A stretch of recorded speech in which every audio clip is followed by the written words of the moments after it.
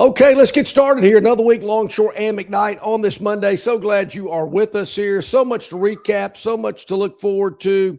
It looks like Barry is, well, he is in a hotel. I thought he was back home. Again. Wrong, huh? Sorry. No, I was telling you last week that we are, it was the first of 4 days in a row on the road. Well, I got 2 of the days on the road out of the way, 2 of the days on the show. I've been on the road ever since Wednesday. And I'm back today in Sulphur, Louisiana, heading back from San Marcos with a baseball game to be played tomorrow. I'll be doing the show tomorrow in New Orleans and then finally back on Wednesday, where it's been a busy trip. Again, I've been on the road since Wednesday afternoon. Troy wins 2 out of 3 in their series against Texas State, and we are still going on. Got a chance yesterday for the first time to watch a little bit of the Masters. Oh, a traditional. It was a little bit of it was a little bit of a challenge because it was on the bus. You've got those bus TVs, and I'm about 4 rows behind the TV, and you couldn't see necessarily the graphics. You couldn't read the graphics, but I was following along on who was leading and by how much on my phone. I got to see a lot of the shot making or a lot of the lack of shot making. So I feel like I got a full dose of the Masters yesterday. Got to the hotel here in time to run up to my room and see the I guess it wasn't the first shot, but it was like the 3rd shot I see once I got into my room and got my hotel. Rory heading to 18. The coronation has begun. Here he is and everything. And then he scolds his shot deep into the woods. And I thought, oh, boy. And then his second shot into the stand. And I thought, okay, all right. Technically, it was more of a bad cut. A skull is like almost a dead shank.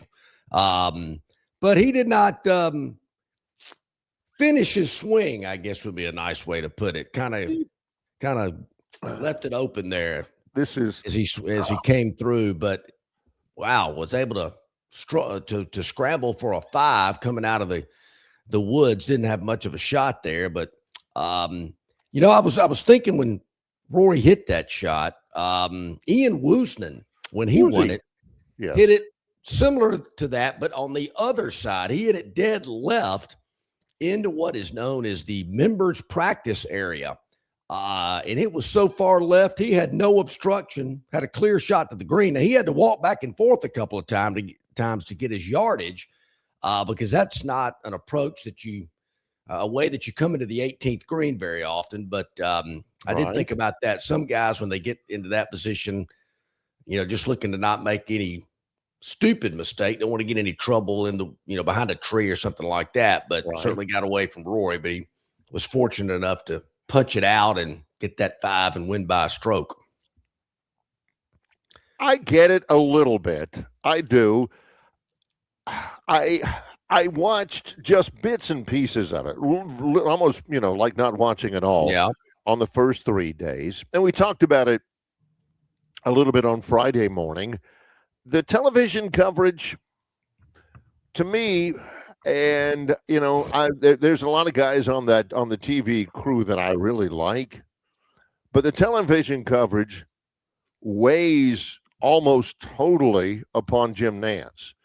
I like Immelman, I like him fine and all that, but especially when ESPN got it, there was a bunch of crap in there too. There was a bunch of kind of non-Masters like stuff in there. Well, the whole thing, It does irritate me, and I'm not as much of a traditionalist as John is, but it kind of irritates me when, here it is a show. They do such a good job with the production. They'll come out of a break, John, and they'll have a shot with the azaleas at the bottom of the screen, and then the pine trees in the back with, the sun peeking through the pines, and it's beautiful. It really is. And then they'll show, and then they'll transition to a shot. Here is Anders Schauffele on his 3rd shot just off the green, or whatever. And in the back, you got this old guy who's probably been going forever, and he's got a pink hat that says Pimento on it that he got from them. I'm thinking, what is, you can't take that guy. You can't take that seriously. Masters is all about don't wear that. Why are you wearing that? Can't wear sandals, T-shirts. You got to get, and they're selling. And I saw those too. I saw the egg salad hats. Yeah. And I've heard some pushback on that. It's kind of like, excuse me, you mentioned ESPN. They had a feature on Kelsey. He was caddying in the par 3, and I'm thinking, why? This is new. I wasn't expecting to see this. You don't see many other celebrities, so to speak, being interviewed or featured. I mean, it's all about Augusta. It's not about them. Right. So that kind of surprised me. They always come up with something new. I heard this year the big thing was a garden gnome. And I'm trying to think, why would you want one of those with Augusta now or the Masters on it or something? But those allegedly were extremely popular, flying off the shelves. And they always had something like that. And they got everything you can imagine with a Masters logo on it for sale in that huge pro shop that the patrons are able to buy the merchandise and whatnot. But I did notice this as I watched throughout the weekend, particularly yesterday. All in all, the people that are there are dressed nicely. They conduct themselves in a mature fashion. Yeah. Right. I was thinking as Rory was coming off, and there's security there. You have to kind of look for it, but it's there. It's not standing out as you might see at some other types of venues. These guys, he just walks through a gauntlet, and he might slap some hands on the way. But all in all, it's just a different type of crowd, which I know you don't call them that. No, it's a gallery. And some of them, similar to the Kentucky Derby, it's a fashion show. I noticed a lot of the females in dresses and big hats and things like that. I mean, you better have some some nice shoes on as well. I'll never forget. First Masters I ever went to, I'm strolling down, I don't know if it was 10 or 18, and I'm on one of those big humps and slipped right up underneath me. My pants that I had on, it looked like I'd slid into second base. I had this big mud stain on my pants the rest of the day where I had slipped on one of those hills. It was a little moist, obviously. I knew next year to and then I always wondered why you'd see women out there wearing golf shoes, patrons in golf shoes with spikes on them. And I'm thinking, what's up with this? I figured it out real quick. Now, I never did that, but I learned my lesson to not walk on sides of hills. It's a little slick, so I don't walk around all day looking like an idiot with a mud stain on my pants where it looked like I slid into second base. It was also kind of like that Eskimo pie I had one year out there, and I'm talking to a friend of mine. Actually, it was the parents of a friend of mine. I got a big old chocolate thing on my lip where the Eskimo pie had melted. Y'all don't laugh. Y'all don't laugh. I think they were actually members of Augusta, and you need to make sure you say hello to these people. I spotted them. I go over there, Eskimo pie right there on my lip. How embarrassing. Yeah. But it was a great I've always said it's great theater. It's great TV. I mean, the up and downs with Rory. Played great Thursday, Friday. Leaked a little oil on Saturday and Sunday, but he held on. A couple of, guys making some charges as well. I thought Scotty Scheffler's kind of forgotten about. I mean, he's hitting it all over the place. He can't hit a fairway. He can't hit a green. He's getting up and down, makes a birdie on 15 out of, I don't know where. I think he was in Atlanta. He was so far away from the hole. Ends up making a birdie on 15, which I thought was huge yesterday. But I thought Cameron Young was fun to watch. He's good. I like him. Yes. Colin Morikawa had a good day yesterday, kind of quiet, but he kind of came back and played well. But I just like, how some of these guys were making some charges. Russell Henley, who's from Columbus, Georgia, finished tied for third, youngster. Right. But it was Rory's day, and not a lot of people had Rory to win it because it just hasn't been many back-to-back champions, 3 of them. Jack, Faldo, and Tiger are the only 3 now. Rory McIlroy joins that elite group to win back-to-back. But, hey, mentally, the guy's as tough as I've ever seen. So now Rory has won, I don't know, I think, 3 majors now, Masters twice, something like that. I want to say I heard last night he's a 6-time major champion. 6. Yep. which ties him with Faldo, I guess, for the most from a European. Is Rory getting in that conversation of all time? Top 5, top 6, top 10 golfers where?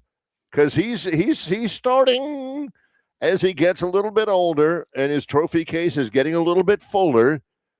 People are starting to expand their scope about Rory and like, oh, poor Rory, he just can't win a major. Now all of a sudden, you're talking about in the same breath with Faldo, in the same breath with I would some of those say, guys. Barry, that as of now, Rory McIlroy is going to be one of those guys that'll be taking a ceremonial first shot at Augusta in about 35, 40 years. Two-time champion, multiple major champion.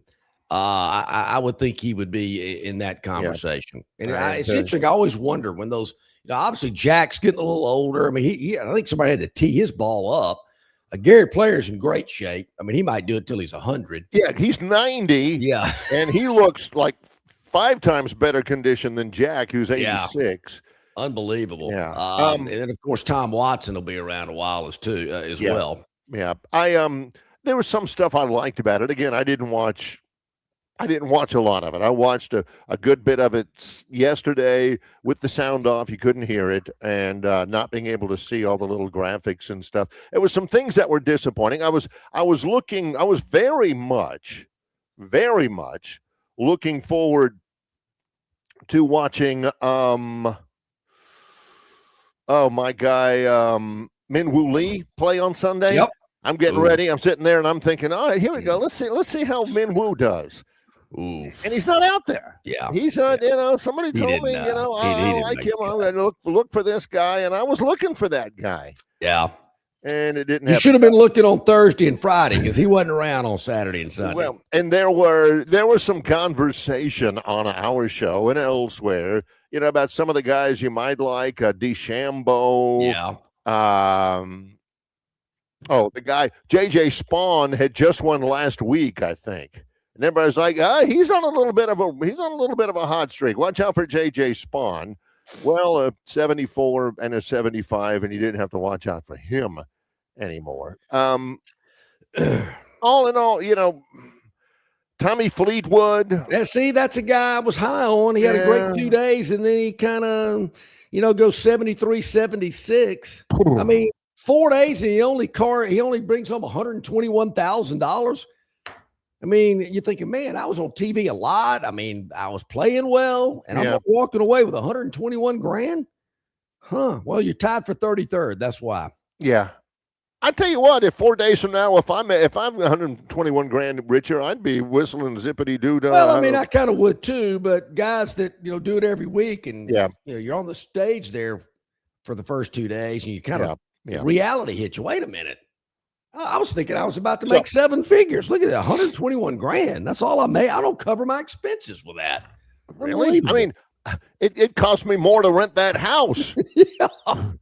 Right off the fairway at Augusta National. Yeah, you ain't kidding. So there's another good one in the books. Of course, we'll have the U.S. Open coming up, which I'm a big fan of that. We'll talk about that later as well. We do have a winner, Barry. We'll announce the winner later today. In our Masters contest. We did not have a lot of people picking Rory. I got to tell you, not a lot. I was surprised. The few Rory picks that there were, maybe a lot of people thinking you can't go back to back. I get it. I do too. I had a lot of John Rahms for some reason. I'm thinking John Rahm's family getting in on this contest. Well, John Rahm. But hey, it's up to you to pick who you want. So awesome. Yeah. Tie for 38. There you go. Tie for 38th with Brian Harmon and Ryan Gerard. All right. All right. How about this one, Barry? You want to get in on the Min Woo Lee, needling? How about our man Sean? This is true. It's okay. Sean wants to give a shout out to my TV partner, Lindsay Bonner, WAKA CBS8. She did pick Victor Hovland, who tied for 18th, -4. Meanwhile, somebody else picked Min Woo Lee +11. Thanks for pointing that out, Sean. We appreciate that. Here is the truth. Lindsay Bonner was a college golfer. Correct. That is true. She knows her golf. Not to say John does not, but she's not just somebody that's just picking it out of air. She knows she likes this guy's swing. She's thinking this guy's game is suited to Augusta National and all that. Not like, oh, I have a friend named Sergio. I'm picking Sergio Garcia, or something like that. Yeah, so, she was. She had been talking about Victor Hovland for a couple of weeks, so she had been doing some Masters prep. There's no doubt. I did. Look, I'll admit it. Did I take a long shot? Did I go Larry Mize on you this year? Yeah, I probably did with Minwoo Lee. So did Columbus. His stat sheet looked pretty good. I mean, made 7 cuts, 2 top 10s, a top 12, finished in the top 25 at Augusta previously twice. I'm thinking, okay, this guy sounds good to me. Boom, flame out. Well, way offsides Jeff is just about to pull the leash off of the stake from underneath the tree when he's been pulling at it as hard as he could to get to the Bama A-Day game. Yeah, said, I knew that was Bama coming. A-Day, Bama A-Day. Coming. Hey, what about Bama A-Day? Da-da-da, Bama, hey, how about that Augusta National crowd? I bet they weren't dressed as, I bet they were dressed a lot nicer than the people at Bama A-Day. Da-da-da. About that. I did get another quick one, Barry, that I'm going to get you to. I'm going to let you answer this one. All right. John, did you notice that the Braves were on national NBC TV against Cleveland last night? Atlanta 13, Indians 1, America's team. Yes, I did notice that. The NBC broadcast, and I don't know, this is just, I got this from the thrift store, was not good. It was their first NBC Sunday night broadcast, just kind of tag teaming off NBC Football Night in America with the NFL. It was not good. It was not. Braves were good. Telecast. Well, good. I'll say this, John. I mean, are you kidding me? Really? Yes. It was Masters Sunday. It was Golf Channel wrap up with Brando Chambly. Really? You think I'm going to watch the Braves game? Is that a trick question? But I will admit, in a commercial break, I thought I'd take a little scan, and I did notice because I thought, who is this team? Braves go retro uniforms last night. Yeah. That's about all I could handle. Everybody was wearing. I saw, certainly as usual, I would say a scattering, but it was more than a scattering of empty seats. Typical baseball game. Yeah. And maybe, I don't even want to say 15 seconds. Some Braves player they were showing him in the dugout. I noticed the uniforms. I went, okay, let's move on. Yep. So that's all I got. There you go. Well, but I will say, since I don't have Braves vision, Barry, that might be one of the few times I get to see the Braves on TV this year. Get to see. Like, I'd be willing to watch him if I could only get it. No, we all know better than that.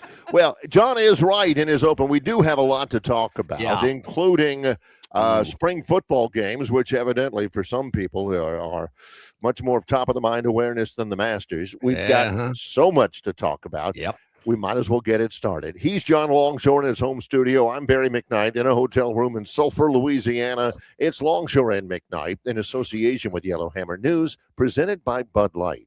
Located just 8 miles north of Alabama's state capital, Capitol Hill features 3 18-hole championship courses. With more than 1,500 acres of golf and nature, the pure magnitude of this facility is amazing and allows each course to be drastically different from the others. Capitol Hill also features an innovative 360-degree driving range, 400 yards in diameter. Capitol Hill offers a fully stocked pro shop with the latest equipment and apparel. Great food and beverages in the clubhouse can be enjoyed both before and after your round. Get your group together and hit the trail. Go to rtjgolf.com/Capitol Hill for tee times and more information. Why Hands? At Hands Heating and Air, you get this area's highest ranked service provider with 24-hour repair service, no overtime charges, and their same-day service guarantee. Plus, instead of other companies' 30-day repair warranty, Hands gives you a 3-year repair warranty. Hands Heating and Air is here for you 24/7, 365. And service is not just something they do, it's their way of operating, for you in mind. All of Hands employees are trained to adhere to this standard. They work hard to ensure that this standard is maintained, and they are constantly looking for new ways to better serve you. Call Hands Heating and Air today at 508-5382. That's 508-5382, or find them on the web at 834hands.com. All right, welcome back in. 20 minutes past the hour on this Monday. I had to plug my phone in a lot. Oh my gosh! Saturday. A lot of activity. Imagine. Really appreciate it. I didn't go to the scrimmage, but a lot of people did. I've read accounts, talked to some folks. Folks aren't happy with the offensive line, Barry. Still not happy. I want to make sure we do this, and sometimes I have to provide that structure. Yeah. For those people who are just tuning in, when John says the scrimmage, it's like when John says the university. Yeah. What John is talking about to you national viewers is, of course, the scrimmage at the University of Alabama and their Tuscaloosa campus. Not talking about the University of Alabama, Birmingham, or anything like that. So when he talks about the scrimmage, he's talking about the Alabama final scrimmage of spring, the last one, the coup de grace, the wrap-up of an entire spring's worth of preparation and practice and instruction. Okay. Did that scrimmage reflect a team that had been prepared and practicing and instructed correctly? A lot of people did not think so. Give me a little moment here. Adjustment. Our buddy Crypto Capstone is known in another role as Bob from Pike Road. He has a real name and all that as well. But here, it's Bob from Pike Road. Shall we go over? First of all, we'll go over his, and then several of the other accounts of just at this point in time what to expect from the University of Alabama. Bob from Pike Road says, I watched live the Bama A-Day game.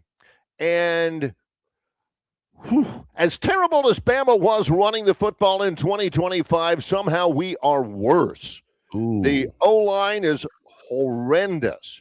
Poor technique, poor effort, poor caddying. Bama has gotten worse. He goes on to say, Bama's OL made our defense look like the 85 Bears or the 2000 Ravens. The scheme is horrible. The fundamental coaching is horrendous. It's like the O-line literally hasn't been coached the basics. Embarrassing. More. Who the starting quarterback is going to be is basically irrelevant because the offensive line is so inept. It is coaching. Can't do the fundamental simple things like not letting the defender cross your face. More. There's always more, yeah. I will pull for Bama to win. Bama is in my blood. But I can tell that our offense scheme and fundamental run blocking is horrendous. And as much as I hate it, Bama will likely suffer for it, sadly. And finally, that's Bob says, playing like we did Saturday up front, DeBoer likely won't make it to 2027. Man, here it is, not even tax day yet, and he's running the current coach off. Yeah, heard a lot of similar things about the offensive line. And then I'm hearing Barry, there again, here it is, middle of April. But there's a lot of moving parts, a lot of new faces, trying to get the right combinations in, which I get it. Coach speak, reading between the lines. We're not real confident in our offensive line. Nobody said that. But when you're hearing phrases like a lot of moving pieces, getting the right spot, pieces in the right spot, new guys in the system, stuff like that. Yeah. They got all spring and summer to get it figured out. But certainly the offensive line is a major issue, as it was last year. I know they're saying Austin Mack, little dinged up, didn't get as many reps as Keelan Russell did. But Barry, as I'm thinking about Austin Mack, this guy's been playing college football, 4 years? This is his fourth. This will be his fourth. If this guy hadn't grasped the starting position in his fourth season, something ain't right. Am I thinking that maybe Keelan Russell's going to be the guy? I've kind of thought that all along, that, I just think by the time the season gets to the third or fourth game, he might be your guy. And as you know how this game is played, you don't say a lot, particularly at that position. You might at left tackle, since they've already announced who that starter is going to be. But if it's like quarterback, and you always keep it hush-hush, and, they're neck and neck, and they're getting, equal reps. I'm not sure that's going to be the case from here on out. We'll see how it plays out. But, little nicked up, and you're going into your fourth season, and you still have not grasped a starting job, I think it's a little, concerning. Well, but certainly Keelan Russell seemed to have a really good day on Saturday. Did Philip Marshall? Oh, we're going to get to that in a minute. Did Philip Marshall ever, when in his role with the Montgomery Advertiser, ever stop off and just shoot the breeze with Coach Charles Lee? And Coach Lee says, "Yeah, right now we're doing all right. I mean, it's Mike Turk and John Longshore right now. Man, they're neck and neck." No, that never happened. A matter of fact, I'm not sure Charles Lee ever muttered my name. He shouted it a few times. He shouted it, but now that I think about it, so John's point about you got to say the quarterbacks are neck and neck and everything, and that's not always the case. Sometimes there is a clear-cut starter, but unofficially, Keelan Russell, redshirt freshman, 21 of 33, 240 yards, 4 touchdowns and a pick. Austin Mack, 6 of 12, 100 yards, a touchdown, and an interception. But John used the phrase "dinged up." That's because that's Kalen DeBoer's phrase that he used. Hey, any stats on Jet Tamala? He got in the game as well. The true freshman. He was, a couple of balls to the running back. There's evidently a running back named Trayshawn Brown. That they really like. He had a good day. He's out of Texas. Yep. Huntsville, Texas, I believe it is. The other guy that I heard about, and maybe, I didn't hear a lot, I'll admit. I was busy doing other things. I didn't hear a lot, but another name that I heard of that kind of stuck with me because he is a Sunbelt guy is an Irish place kicker named Lorcan Quinn. Because I remember him because last year he was at Marshall, and he was really, really, really good at Marshall. And he transferred to Alabama.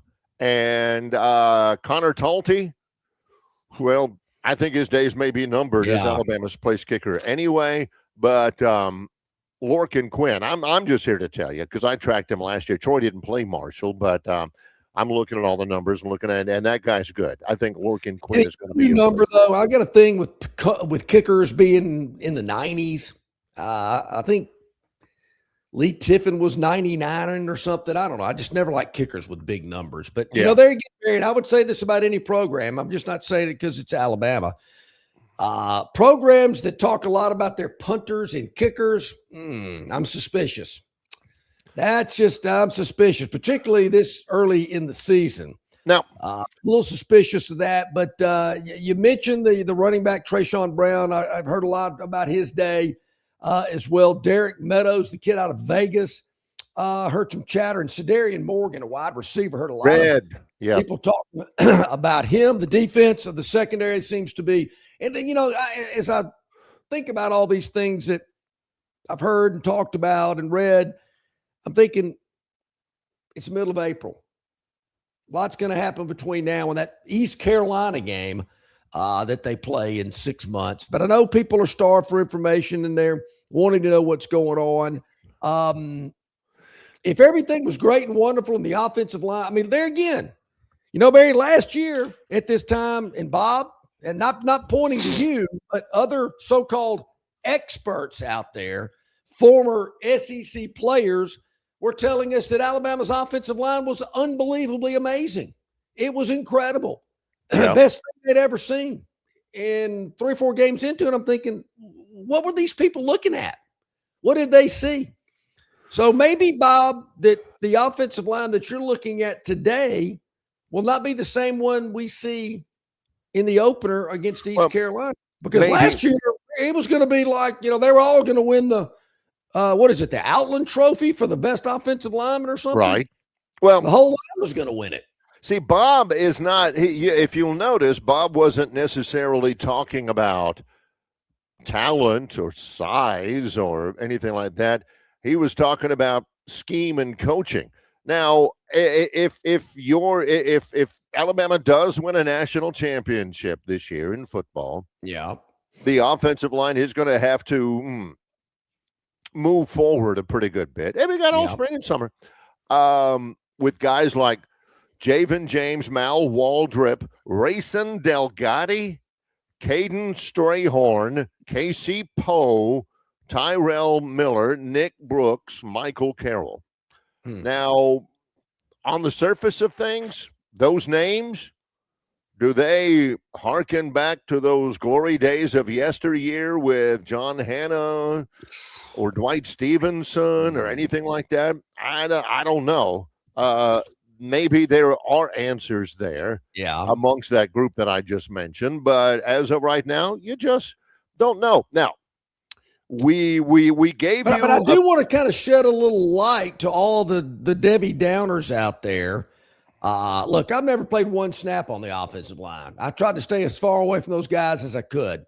Not fun. Yeah, but there again, the offensive line last year was going to be the greatest thing to ever put the crimson jersey on.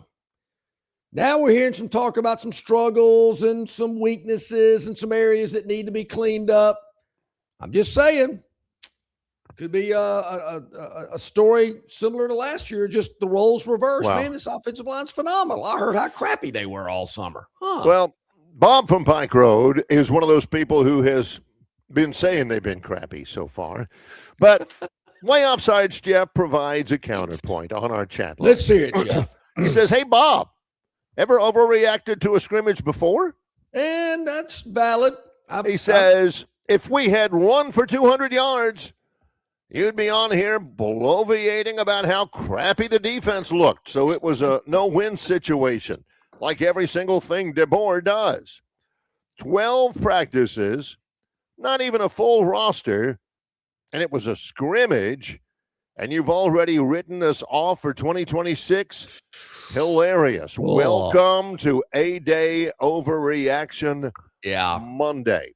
He says, so I will say this, and in all seriousness, I saw a photo of highly touted incoming freshman running back E.J. Crowell. Right. He was on one of those little devices where you bend your knee and put the knee on it, and it's got wheels, and you kind of... Oh, like that scooter? Yeah. Yeah, like a little scooter thing. And I'm thinking, wait a minute, that doesn't sound like some little minor area that they're trying to get cleaned out. I mean, I'm no doctor. Don't get me wrong, but that looks like somebody that had a serious knee injury. Am I wrong? Can somebody help me out with that? Lower leg, ankle, Achilles tendon, something like that.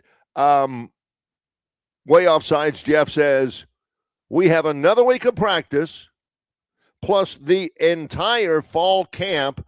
Let's pump the brakes a little bit. Bob from Pike Road says, Jeff, this is a key to Bob. Whenever he begins one of his chats by mentioning your name first, John. Yep. Barry. This time it's Jeff. The one thing I know is offensive line fundamentals.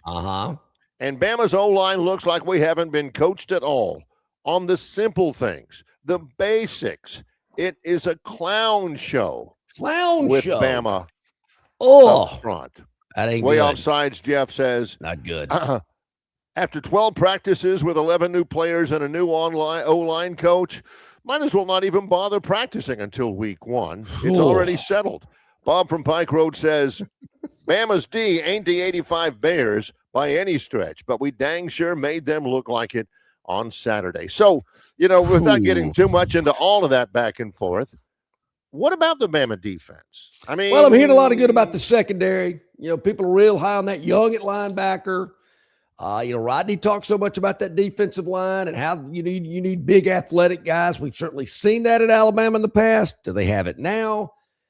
But, Barry, if this offensive line is so bad, I mean, Normandale Drugs could go up against this offensive line and look good by Bob's take on it. Right. I will say this about the offensive line. This from the River Region Straw VIP text hotline. That's his cell phone. Yeah. Talking about Alabama's offensive line issues, Keelan Russell is going to be like Archie Manning with the Saints this year, running for his life. Now, if you pull the Archie Manning Saints of the late 70s card out on the table, that's serious. Listen, if Archie Manning had played for even a decent team, he would have been a Hall of Famer. If you look on YouTube and you look Archie and you search Archie Manning Saints, you know what you're going to get? All of these videos of Archie Manning running for his life, rolling right, then turning around, and then rolling left, and then backtracking 20 yards. And all. That's what you had. Yeah. That's a great reference there, Archie Manning. But is it better than this? Bob from Pike Road. At least we could block some and run the football under Mike Shula. Ooh. This team can't block air. Mike Shula, Bob from Pike Road just reached into the deck of cards and he pulled out the Mike Shula card and he laid it right there on the table. And way offside, Jeff says, Bob, wishing for the Shula years is the funniest thing that has ever happened on this show. I remember a point in time, Barry, when people were very concerned about the offensive line play at Alabama, and there was a long stretch where there was not an offensive lineman drafted in the NFL. And you probably can remember the first guy that was drafted after a long layoff. Trying to think of who it was. His name Chris Samuels. Chris Samuels. I knew it was a first name with an S on the end of it. Yep. Yeah. So, and I remember the days, the Jimmy Fuller era of he was the offensive line coach, and everybody screaming. They haven't had an offensive lineman drafted in the NFL in X amount of years. Right. It was a long period. Are we going back to that? Are we going to start hearing? I mean, I believe, Barry, they're going to have a first-round draft pick in this year's NFL draft. It's like Rory. He went 17 years to get his first green jacket. Now he's won 2 in a row. Yeah. Seasoning. Seasoning. Yes. Yeah, you just got to wait till the right time. So we've got and Barry, I also, as you do, as I was scanning around, trying to get as much information as I can from the VIP River Region Straw text line to associates and friends to the Auburn Botagetta message board. And I really enjoyed their take on Bama's A-Day. I mean, it wasn't on TV, so I'm not real sure if they went or what you can listen to it on the Crimson Tide Yeah, Sports maybe they Network. listened to it. I did hear, or I did read a little chatter about the lack of attendance at the game. Now, look, my feeling about spring football games, but I did see some photos, and it looked like there was a pretty good crowd. Maybe Bob can tell us an estimate of how many people he thought were there at Bryant-Denny Stadium on Saturday. But there was a little chatter. I'm glad they're so concerned over there on the Auburn message boards when they maybe should have been a little more concerned about the softball series over the weekend. More on that later. Yeah. But I would like to know a good estimate of how many people were there, because I'm told, Barry, that the media was treated a little differently for the spring game. They did not let them go up in the press box. I believe there's some construction going on go figure, construction at Bryant-Denny. But there's a little construction going on in the media area. So they put them in the recruiting room, a recruiting lounge or something. They would not let them go and sit in the stands because they did not want them taking their own stats on the game. They wanted Alabama provided the stats to the game. Wait, after the game was finished, I'm told. So I don't know what they were trying to hide. It reminds me of that guy that they had trailing Ivan Drago in the fight against Rocky, where he wouldn't even let him say anything. We will control all the information involved. How about that? So that's I heard it was a little different from a media standpoint. So yeah.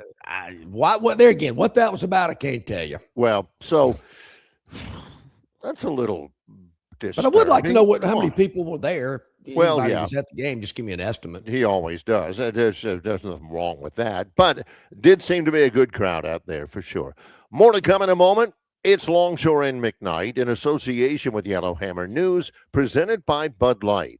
Get Truck Month deals on more than trucks at Stivers Ford of Montgomery. Explorers for $13,000 off. Broncos $12,000 off. Expeditions $10,000 off. And Bronco Sports $9,000 off. Stivers Ford, where price sells Fords. Ford Truck Month is bigger and better at Stivers Ford of Montgomery. Take advantage of 0% APR on Super Duties, Lightnings, and F-150s. F-150s, $18,000 off. Super Duties, $2,000 under invoice. And Lightning, $16,000 off. Stivers Ford, where price sells Fords. Hey, bro, weirdest thing is happening at the game. This guy sitting next to me says, "You're our good luck charm." Every time I crack a Bud Light, we score a touchdown. Now his entire family wants to buy me Bud Lights. I think I'm some kind of a football prophet. Talk soon. The team needs me. Anything for Bud Light, the official beer sponsor of the NFL. Stock up today. Enjoy responsibly. Copyright 2025 Anheuser-Busch Bud Light Beer, St. Louis, Missouri.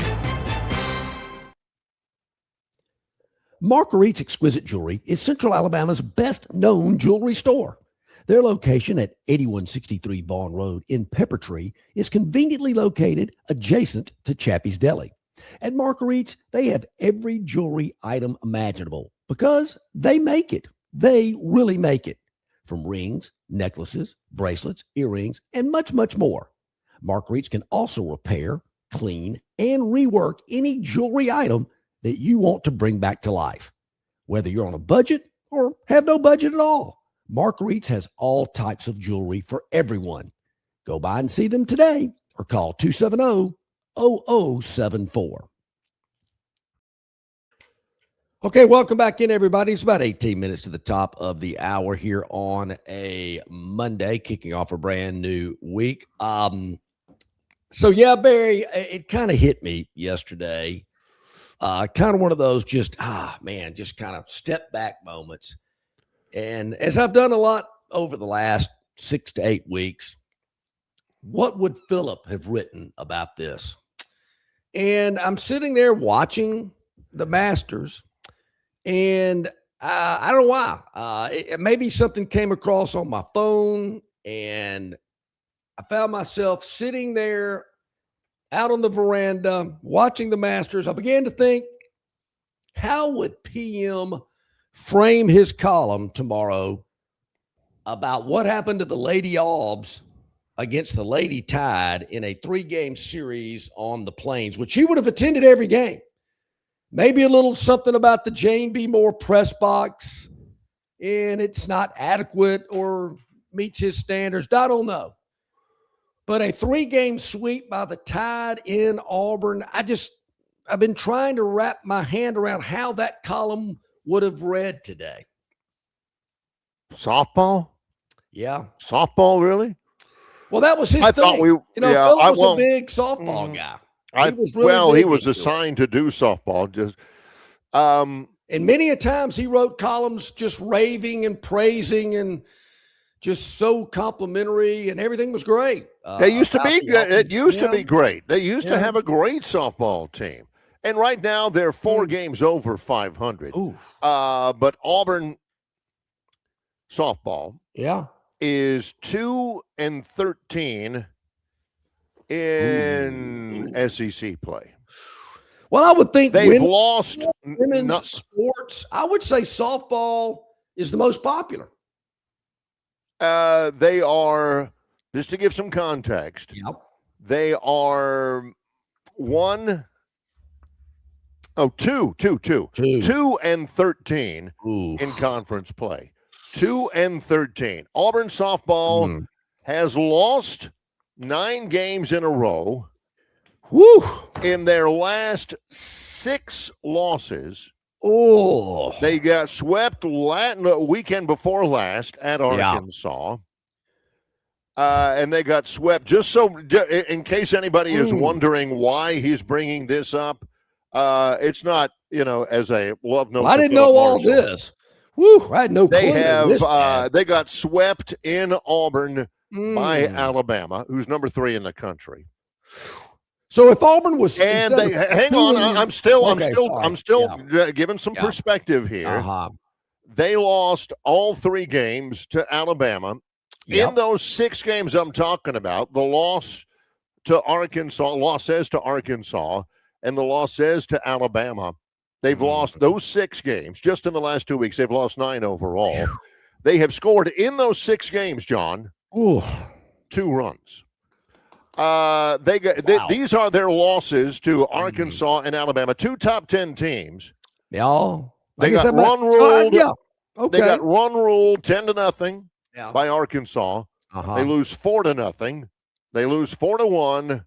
They lose 1-0. They lose 4-0.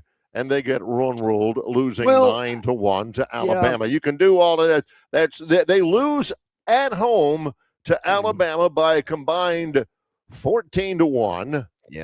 18-2. I'd like to know who the 2 teams were they beat. 32-2. In their last 6 games, they've been outscored 32-2. They've lost 9 in a row. They did beat somebody. Obviously, they didn't know Oklahoma. Yeah, they beat Kentucky 2 out of 3. Oh, there you go. To open up SEC play. So they beat Kentucky in Auburn 2 out of 3, but since then they have lost 9 in a row. And again, the last 2 weekends they've been outscored 32-2. Okay. All right. Philip wouldn't have been able to polish that. Well, I don't know, Barry. That's why I'm asking. I don't know. I've never known a guy that could make something that looks so grim. No, we're good. We did lose to 2 top 10 programs. Well, Auburn used to be one. So we would have heard that, lost to 2 top 10 programs. But it's the manner hitting's in a slump. Some illnesses on the squad, something like that. I don't know. But our program was pretty good. I mean, I didn't know they had, but I guess I'd like to know how they've fallen so far so fast. As I mentioned, your women's sport in the SEC by far, unless you are in South Carolina, is softball. I love softball. I'm a big Auburn women's basketball fan. I called that for several years. I'm just talking about fan interest, people that go to the games. Softball's a lot of fun. I do agree. I don't know if Philip wrote a lot about women's basketball. He did write a lot about women's softball.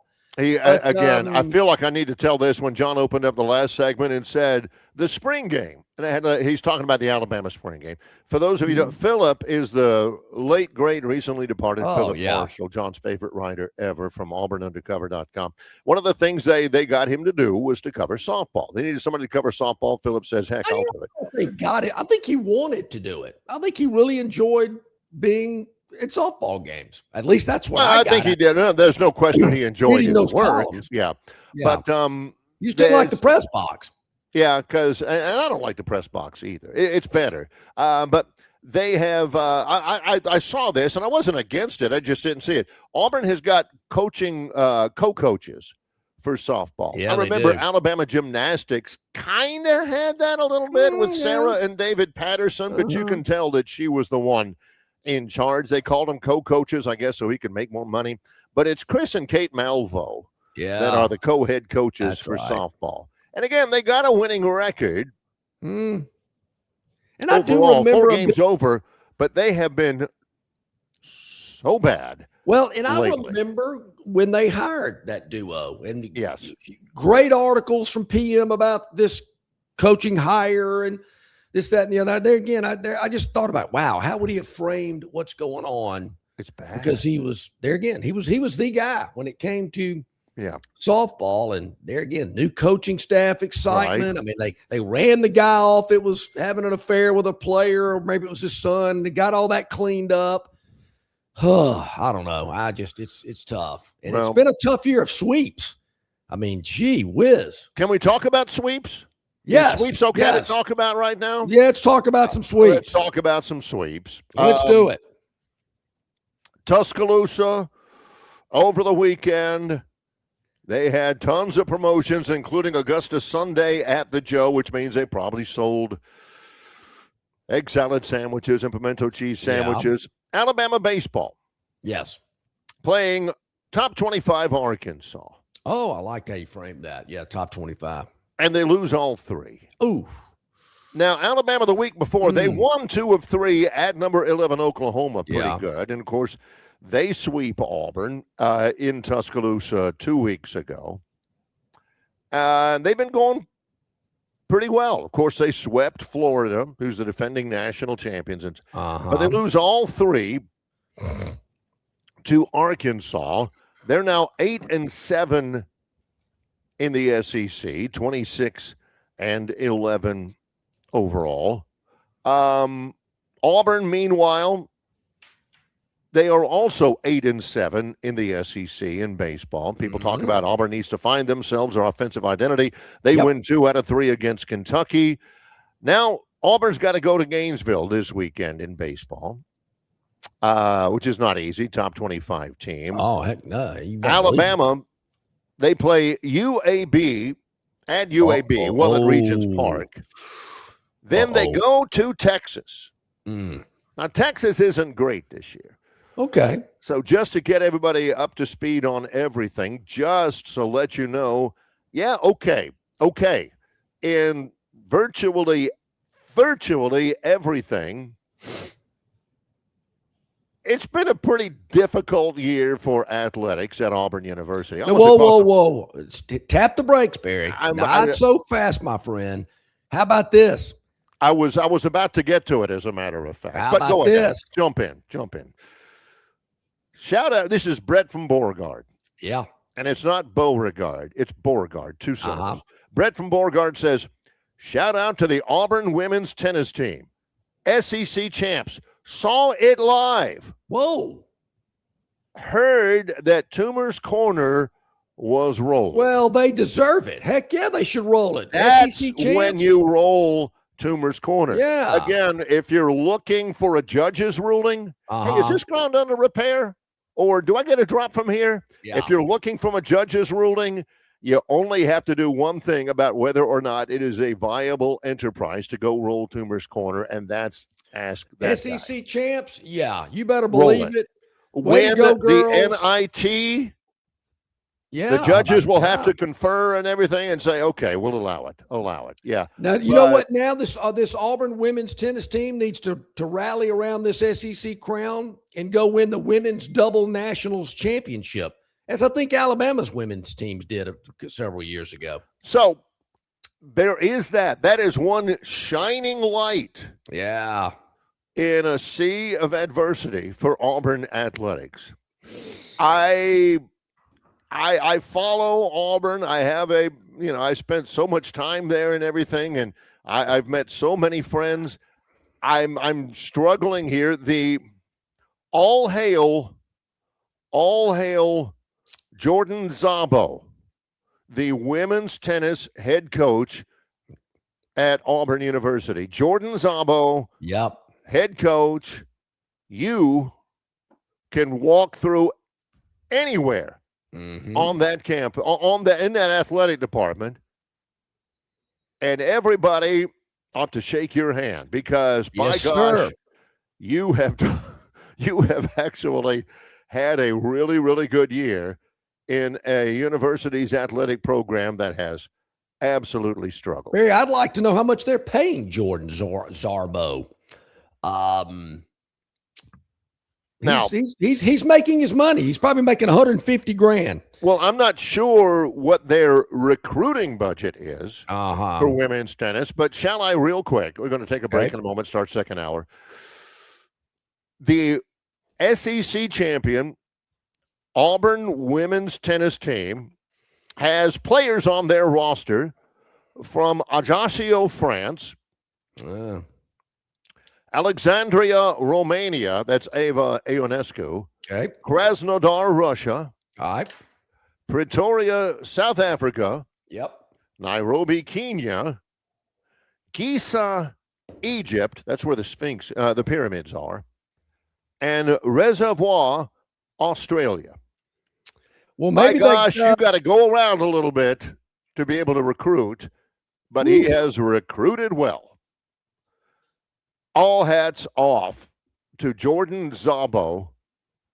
He gets a nice slap on the back from Longshore and McKnight for winning an SEC championship. Yeah, at Auburn. No kidding. A lot of international players. But hey, you gotta do what it takes. Maybe that young lady from France can fly over with that basketball recruit in the transfer portal. That men's basketball guy. Yeah. Yes. They can fly over from Paris together. I don't know that she is making the NIL money that Yeah, probably not. But look, good for them. And there again, just back to, it was my Sunday ritual, Monday morning musings. Today it would have been a column I would have looked forward to reading. Not so much because Auburn got swept at home by Alabama. No matter what the records are, when the two get together, there's a little more meaning to it, I'm told. And just the way John's speaking anecdotally, like I've heard. Yeah, I've heard. That's the case. And I just thought, man, that would be a column I would really enjoy reading. And I'm sure there'd be something in there about Bama's A-Day game and the lack of offensive line effectiveness. Maybe he would have thrown something in there about that. I don't think Phillips ever been to Augusta, so I don't know if he'd written anything about the Masters. I would bet he has. Yeah. I would not think. But man, not just sweeping Auburn at Auburn, because that's happened 3 straight weekends in softball, but winning it by a combined 14-1 in 3. Auburn scored 1 run. One time in 3 games did they actually make it all the way around the bases. Now, I'll admit, Alabama softball, like a lot of other stuff, is all that. They are 39-3. And probably the most impressive statistic is that they are 12-1 on the road. Wow. They're pretty tough. So how in the world are they doing all that? I mean, basketball, they signed this, or they've got a commitment from this big Kentucky transfer, 6'10". They had another really good basketball year. And you just look around and it's embarrassing. It's embarrassing about, they're just good at everything. Meanwhile, across the way. I wasn't going here. Ooh. Brett from Beauregard, I'm with you. Don't think I'm not with you. But it's about time for somebody to get in it. Whoever the first coach is, besides Jordan Szabo, the women's tennis coach, that comes in there and doesn't take any crud, kicks butt and takes names, sort of die-esque, and comes in and says, by gosh, we're doing it this way, and you win a championship. Mm-hmm. And you go and you play for a national champion. NIT, okay. But they're gonna name something. At this day and age, when Auburn is starving for something good to happen, whoever does that, I am looking forward to overreacting. I'm looking forward to the Auburn people overreacting. Well, they should. And if Alex Golesh comes in and he wins a championship in his first 2 years, you're going to see Frank Thomas, Pat Dye, Bo Jackson, Pat Sullivan, Cam Newton, Charles Barkley, Alex Golesh. Those statues are going up. Because I don't know if you know this or not, John, if you've tracked this or anything, but when a football coach has a really good year, Auburn has a history of going overboard with a contract extension and a raise and all of that. So Golesh, man, if you do it within your first couple of years, you are going to be a multi-millionaire. They might give him a contract extension and a huge buyout. That's certainly true. We've seen that with, every coach since Dye, I believe. These huge buyouts. How in the world they're spending $350 million on a north end zone project with all these coaches they've had to pay off? But that's them, not me. they will not put a statue up of Alex Golesh, because if they have not put one up for Gene Chizik, who won a national championship, they ain't putting one up for Alex Golesh. Not going to happen. But Chizik, I cannot believe they treat Gene Chizik as badly as they do. Brought Auburn their first national championship in football in 50 years. And what do? Well, don't even name a street for him. Don't put a statue up of him.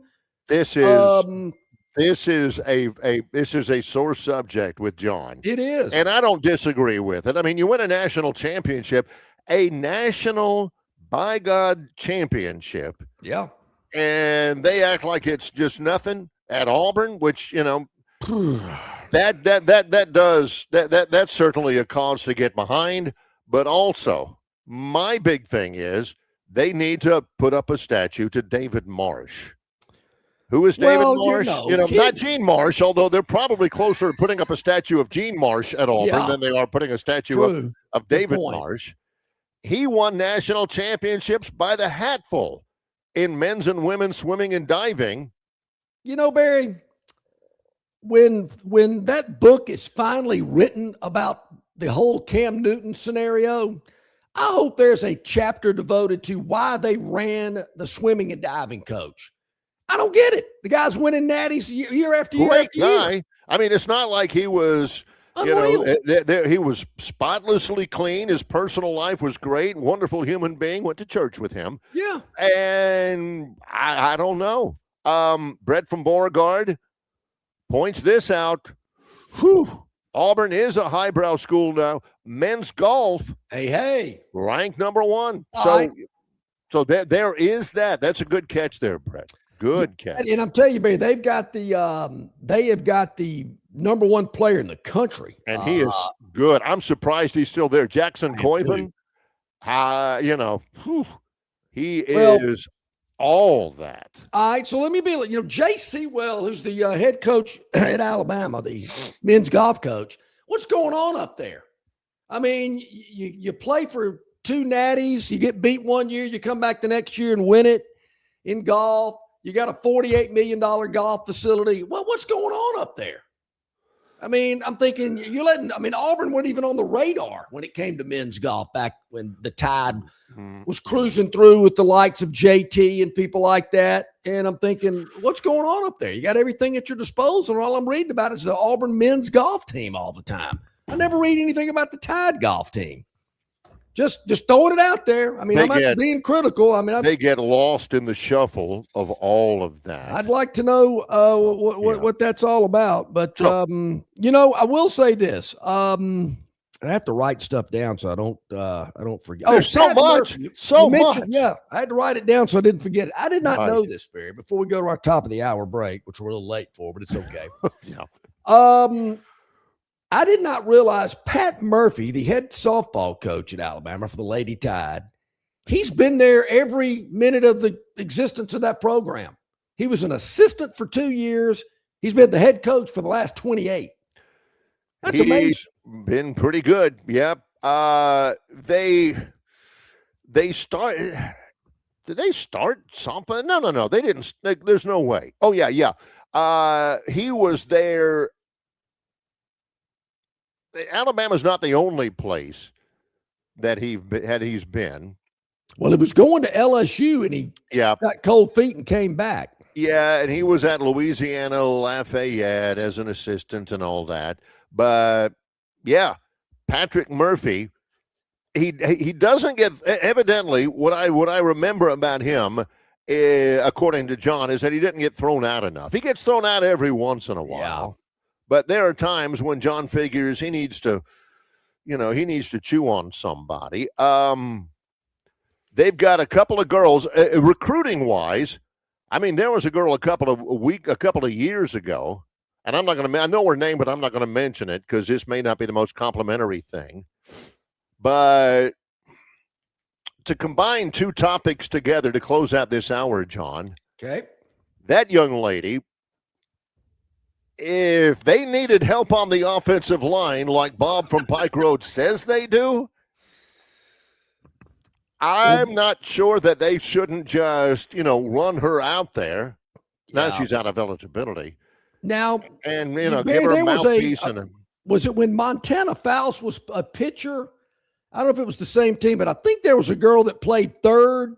You couldn't get anything past her. I don't want to do it. Because she was so quick. I don't want to do it. I don't want to do it. John's leading me there, and I've already said that I am not going to do it. She might have been quick. I know a lot of big guys with quick hands, but you had a hard time getting something down that third baseline. Yeah, those were good years. They've all been good years. She covered a lot of ground.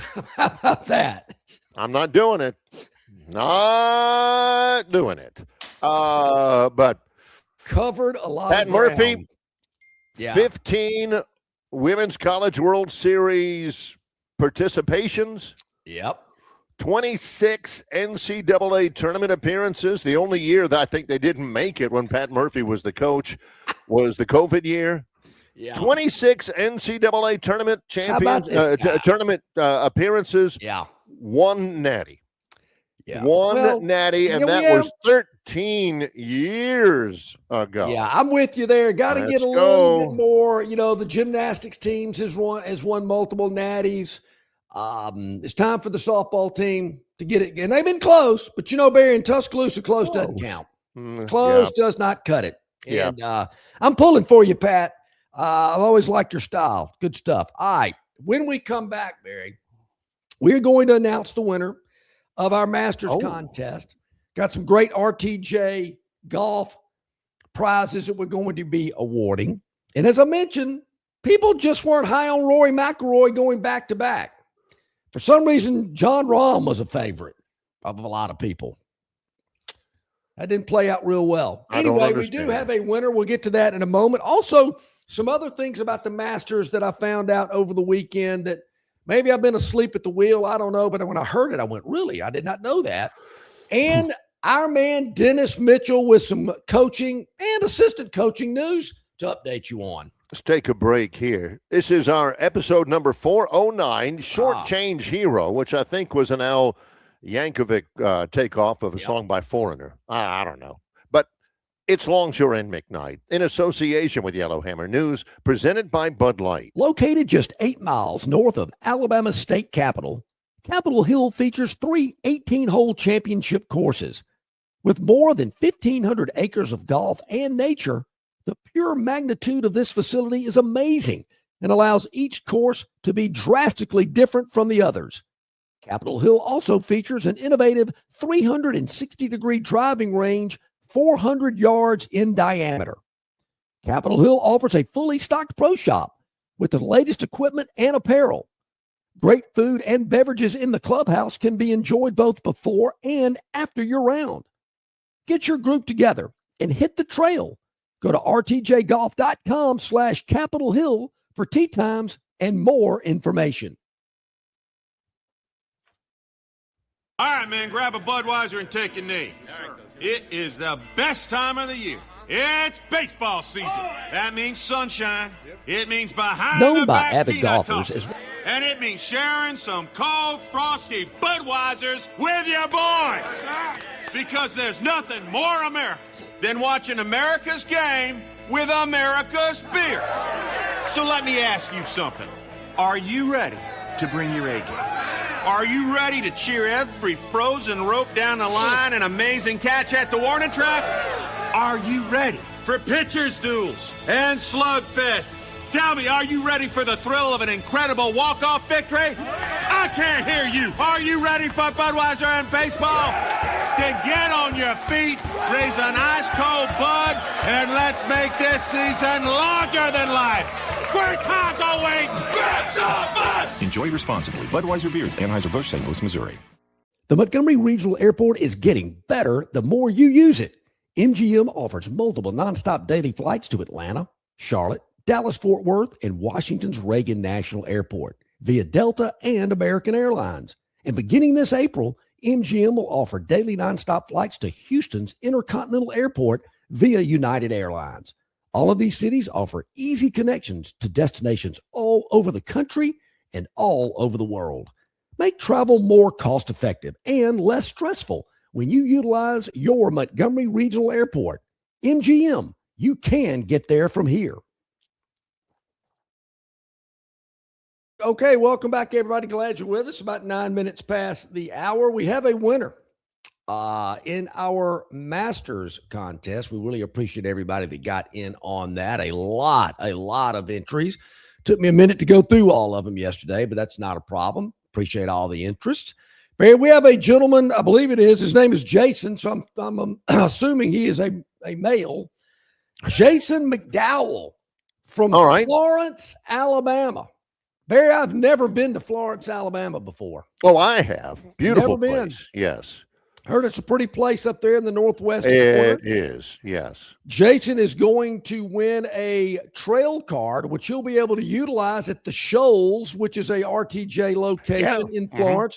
It is the only RTJ location I've never played. I've played every one of them except that one. And I've never been to Florence. Never had a reason. Maybe I need to make one. That seems like it would be the reason right there. I got to go up there to play the Shoals. Jason was one of the few that had Rory McIlroy to win it again, going back-to-back, and he had him shooting a 71 yesterday. You were the closest, Jason. And we're going to get that information and send you your prizes from the RTJ Trail, some free golf, some trail cards. Good for you. Congratulations. You did it. You're the man, and we appreciate you checking us out. On our video stream, or maybe you listen on Spotify or iTunes, wherever it may be. Yep. We appreciate that, and so many other people that check us out at Yellowhammer News and yellowhammernews.com, the Yellowhammer News Facebook page, our Facebook page, YouTube, X, Spotify, Apple iTunes, as I mentioned, just so many ways on social media to check us out. Tell your friends, tell your associates, Longshore McKnight. Just type it into the search bar. We'll pop up. Hit that like button. Hit that subscribe button. I assume Jason has done that as well, and we appreciate that, sir. Very nice. Yes. We'll get that prize package to you. And we know what the questions will be, as they always are. Yes, we will do it again. This is happening. Oh, yeah. Again, John, this will be a regular thing. Oh, yeah. We'll do it for the Open. Not the British, the U.S. Open. No, just the Open. Later on. The Open is used in the same phrasing, in the same vernacular as the scrimmage on Saturday. I want to talk about the scrimmage on Saturday or the university. You know, if they don't give any qualifiers, it's usually Alabama. The Open is the British Open. Yeah, the U.S. Open will be played at Shinnecock in the middle of June. That's such a funny name. I like to be going that week. I don't know where I'm going to be able to watch the Open. I'm sure I'll find somewhere to watch it. That's from Shinnecock, and should be fun. Corey Pavin won a tournament, I believe won the Open at Shinnecock many, many years ago. Which is one of the reasons why so many small, skinny guys still play golf. That's right. With mustaches. I'm 5'6". I weigh 140 pounds. I'm going to be really good in golf because Corey Pavin is about 5'6" and about. How in the world a guy that size? I don't think he could win a major in this day and age. You know, Ben Crenshaw's not a big guy. He won 2 Masters. But yeah, you know, it's kind of like big guys. I mean, John Daly, Craig Stadler. I mean, if you can move all you got in the right and get it back to the right spot, doesn't matter how big or small you are, I guess. Well, I got a good friend of mine that is my age. I mean, he's probably 175 pounds dripping wet, if that. I don't think he's even that.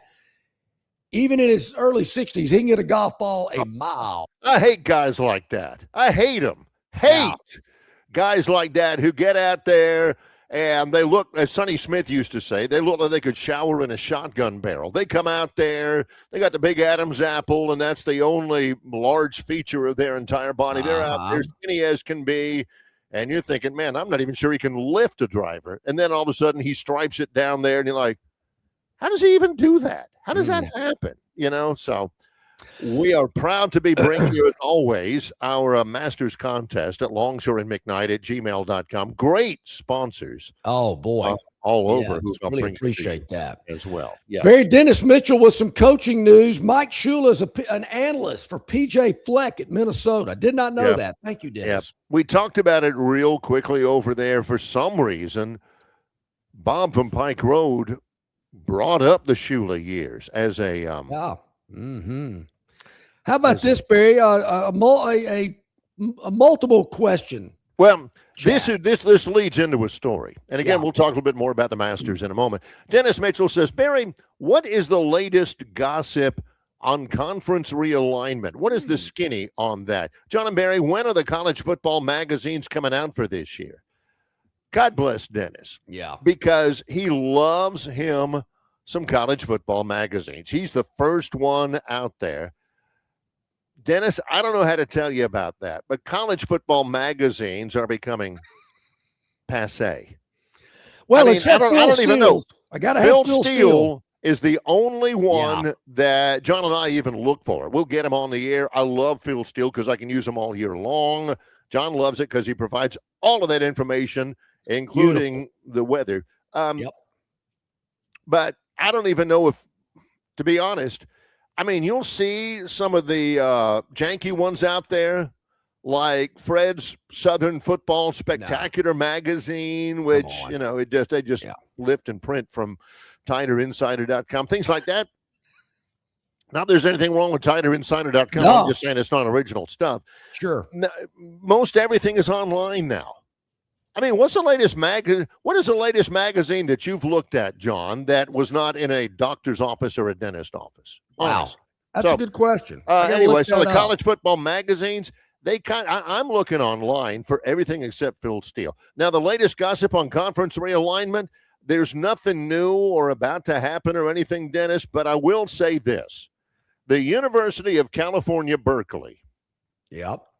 They have announced that they are getting rid of 25 full-time positions within their sports information and media relations department. And they are restructuring all of that, all of it. And they're going to have something called Strawberry Fields Studios or something, where they're going to get away from paying people to put out dreary things like game notes and all of that stuff. And they're going to get to storytelling. Forget about getting people the information about, the players and all that kind of stuff. They're going to have, a video feature of them sitting in the stands and interviewing somebody or something like that. 25 different things. And the reason why it's the University of California is because they're in the ACC, John. Okay. Take a look at the map. When Cal Berkeley plays baseball or volleyball or softball, they're playing it in Pennsylvania. They're playing it in New Jersey. They're playing it in Indiana and in Maryland. The only conference series that they play on the road that's anywhere close by is in Palo Alto. Okay. Did they not know that it was going to be brutal to travel all of these, not just football, but women's volleyball and tennis and softball and all of that? Cal, you guys are a bunch of idiots. Why would you do that? Why would you join a league for whatever reason where everybody is on the other side of the country? So they're hemorrhaging money, and now they're trying to save money by firing people. And that's I'm not crying a river over what they're doing at Cal Berkeley for a lot of reasons. Sports, not so much. I'm a little weary about Nate Longshore, who was a quarterback at Cal many years ago. Him fitting into that ultra-liberal lifestyle out there at Berkeley, but I don't know. I'm going to let that one go, I guess. But, I thought Cal was a really, really where smart people went.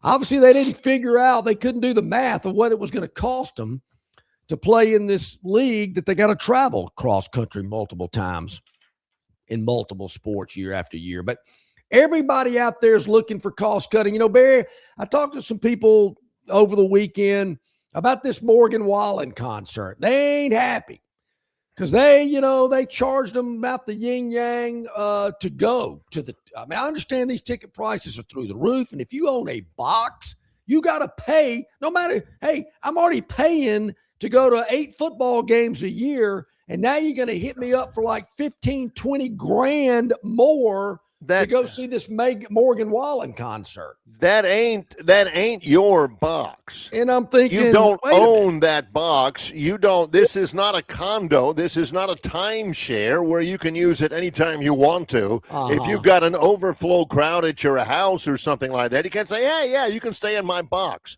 No, that's not. Those are there for your football weekends. That's it. So they're setting up this country act, and there again, I don't know a lot about this guy, but I understand he's extremely popular with the younger demographic. Well, Morgan Wallen is a country music star, and he has been described as RIAA's highest certified country artist of all time. Okay. With 265.5 million certified singles and albums or whatever. Anyway, he's in Tuscaloosa this coming Saturday. I think it's in the middle of the day. It's not even a night concert. Am I right? No. I'm wrong. It is. I thought it was a night concert, but I don't know. I'm not going. I don't know. Ella Langley is on tour with Morgan Wallen. I think it's at 7:00 now that I think about it. It's the Morgan Wallen Still the Problem tour. Still the Problem. And Still the Problem tour. He'll be in Tuscaloosa on Saturday. And I'm telling you, man, if you got a box, it's going to cost you 20 grand, whatever, 25 grand. And then if you have that box with 4 or 5 other people, you're splitting it. I get it. But, for those of you who are saying, well, I'm just not going to do it. Yeah. They'll get somebody else who's going to do it. That's exactly right. So, I mean, if you split in a box with 4 or 5 other people, it's going to cost you 4 or 5 grand to go see Morgan Wallen.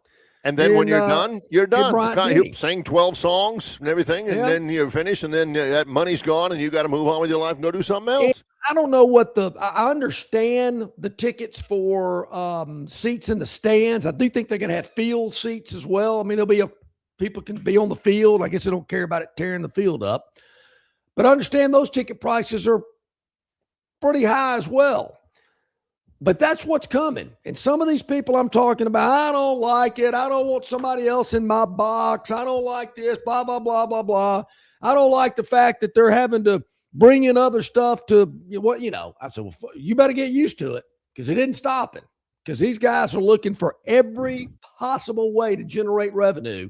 If they can bring a guy in like Morgan Wallen, who I'm told is the biggest thing out there, to come play a concert, you better believe it. Ain't no doubt. I also understand it's not so much the university, it's the concert promoters.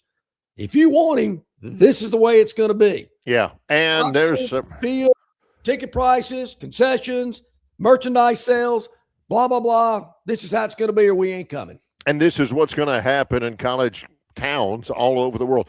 Auburn's got that Lionel Messi Argentina friendly coming up. Everybody in town is looking for ways to generate revenue from, the university itself. That happens all the time. Coming up in just a moment, I have questions because the NBA regular season is now over. Yeah. We get into the long playoff season for the NBA. What does that mean for the Phantoms Daily Dog? We'll find out next. It's Longshore McKnight in association with Yellowhammer News, presented by Bud Light. You're not buying sticks, stems, and pine cones. You're buying premium long-diddle pine straw from River Region Straw. Kenny and his staff have access to the best pine straw in the River Region, full of color that will last all season long. Kenny has locations in Montgomery, Prattville, and Auburn, and no order is too big or too small. From a few bales to an 18-wheeler trailer load. Pickup is available, or your order can be delivered. They can even spread your pine straw if you like. So call or text Kenny today, 669-5959. That's 669-5959 for all of your pine straw needs. Prattville Carpet is the most trusted name in flooring in the River region. Ray Bowles and his staff have an extensive line of Mohawk, stain-resistant carpeting in all the latest styles and colors. Prattville Carpet also has hardwood, vinyl, and ceramic tile for all of your flooring needs.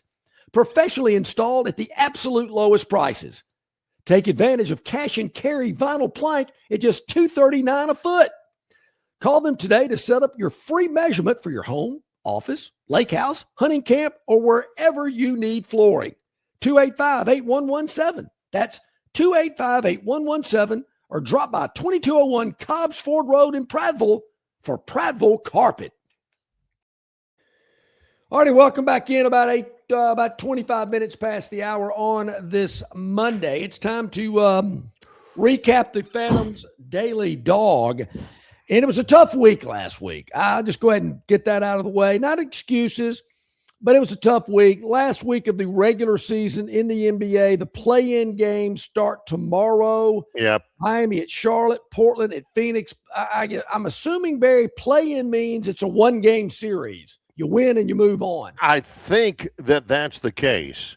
I'm almost positive that's the case. I'm not 100% positive that that's the case, but and if it's not the case, it should be the case. A 7-game series, they will do it. But yeah, and it starts tomorrow with the Heat and Heat and the Hornets, the Trailblazers and the Suns, and after that, the winners of those, I think they do move on because everything else is TBA. Yeah, Jay, my buddy Jay Skipworth, who is one of the great men on the planet, he listens from out of state, and he chimes in to say, hey, I'm from Florence. That's where he was born and raised, and he's given us a lot of Florence recommendations. Yeah. Great guy. If he says that, I believe it. He says the play-in are a one-game playoff. Perfect. So, love it. So there's a lot. So we'll get into that more tomorrow, but Barry, Friday, it was a tough one. Toronto at the Knicks. We were catching 4.5. The Knicks win at 112.95. So it was a tough week. It was a tough week for the Daily Dog. I got you. If I'm not mistaken, just off the top of my head, probably our worst week of the year at 1-4. So it was a tough one. But hey, we had a lot of great winning weeks. So, those Mama said there'd be days like this. So we're going to move on. Days like this, Mama said. Kick things off on a winning note right now. Now, Barry, it's hard to believe that this will be our first Major League Baseball Daily Dog of the year, but there'll be many more to come. Yeah, believe me. Even though the NBA playoffs seem to last forever, they don't last forever. True. And there will be a little stretch where, other than UFL, MLB is going to be just about all that we got. So, Barry, we're going to go to a game tonight in Major League. But actually, it's the first game on the schedule tonight. We're going to take the first game. It's a getaway game, I believe, where the Houston Astros are taking on the Seattle Mariners at 3:10 this afternoon. 1:10 local time, I believe. Yeah, these two teams have had a lot of success recently, to be sure, but they haven't. Neither one of them has gotten off to what I would term a hot start this year.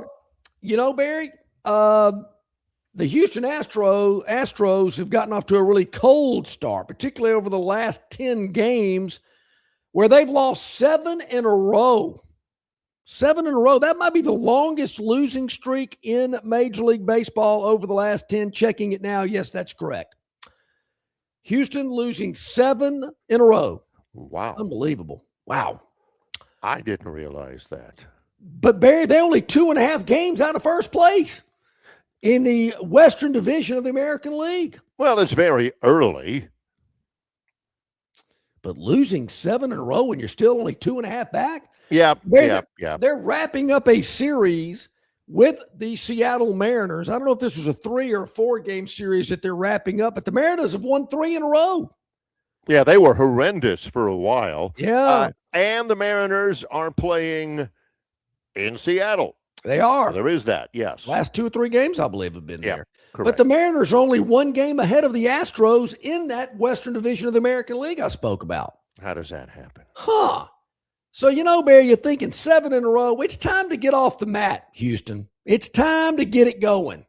A lot of exciting things are happening in Houston. New service from Montgomery coming in twice a day. I mean, come on. So we're snapping the losing streak today, Barry, and taking the Houston Astros at plus 145. For you newbies out there, you put up 100, the Astros win the game, you win 145. How about that? Sounds like a pretty good deal. All I got to do is win. I'm in. All you've got to do is win. Yeah, that's it. You know, John would have been great with a folding card table and a deck of cards out there on Bourbon Street. Mm-hmm. You know, come on, all you got to do is win. Come on, tell the little lady that you're a winner. You know, come on. Yeah. So we're going with Houston to snap that losing streak, to beat Seattle in the getaway game early. Note that the first pitch, 3:10. Got to get in early today, folks. First game on the schedule. I don't know where Houston's going they're probably back home, I would guess. Yes, they're in Colorado on Tuesday, so they got to get back to Houston. Hence, they're playing early today. But there's the Phantoms Daily Dog, the Astros plus 145 at the Mariners, 3:10 first pitch today. There you go. That is the Phantoms Daily Dog. Now, Tobias, it's unnecessary. It's unnecessary, Tobias. He says, local man called Phantom and asked, hey, how the wife and kids doing? I'll make sure to send you a gift basket on Father's Day. Okay. That's uncalled for, really. That's below But you know, Tobias, as you well know, the Phantom has built up quite a bankroll on the Phantom's Daily Dog over the last year or so. So weeks like this, man, it's like water off a duck's back. So what? Big deal. Yeah. You're going to have a few of those mixed in from time to time, but you got to have that bankroll to absorb it. That's what it's all about. That's right. Handicapping. Long term. Yes. You're not chasing money. I know a lot of people have gotten in trouble doing that. Yeah. Happy. So I wanted to talk about this, Barry. You're a broadcaster of sports. Have been as long as I've known you. Football, basketball, baseball, you name it. Other sports as well. Yes. I don't know this for a fact, but I am told that, and I assumed it was still the same way. Back when I started watching the Masters with Ken Venturi and Pat Summerall doing the game, doing the Masters. Yeah. And they would be stationed in a tower. It wasn't, I'd say it was about 10, 12 feet off the ground. Right there on the 18th green. And they'd have monitors in front of them where they could check out what was going on elsewhere on the course. And you got a producer in your ear, you know, and I can't remember the name of the producer, but he was legendary. They'd hand it off to, who was ever covering what particular hole that day. I want to say Lundquist on the 16th. My favorite one, fixture. I want to say, who was the guy? Bob Golby? They once sent it to him. I don't think it was Faldo up there. And he says, Faldo is on the 5th tee. Looks like he's got a 3-wood. Now he steps back from the tee because he feels a sudden rush of wind from his rear. Yeah. And that got them going. I mean, up there in that tower, they were all dying laughing. Faldo has to step back because he had a sudden rush of wind from his rear. That's happened before. It has but I don't happened. think in the sense that Bob Golby was talking about. Okay. All right. I was told, Barry, that Jim Nantz and Trevor Immelman, who I think do a really good job. I do too. Are actually broadcasting the tournament from inside Butler Cabin. They're not even there a lot, That there's a bunch of monitors sitting there in front of them, and they're moving from shot to shot to shot to shot and commenting on it. And I thought, really? Wow. Two things about it. Number one, logistically, it's bound to be better because the Butler Cabin is indeed a standing edifice that they don't have to build and they don't have to run 10,000 cables and all that up there to give them that. It's probably already pre-wired. I'm sure it's already pre-wired. You just plug stuff in and go. You don't have to run stuff out there and everything like you would when you construct a tower. Number two, I would say the only reason why they were in the tower was, on 18 when they close it out and all that. And plus, that's kind of cool for them to be up in the tower. I am always a believer in broadcasting from the side. I dislike remote broadcasts ever since COVID. That's not good. But in this particular case, 90-something% of the stuff that Trevor and Jim are broadcasting is not on the 18th green anyway.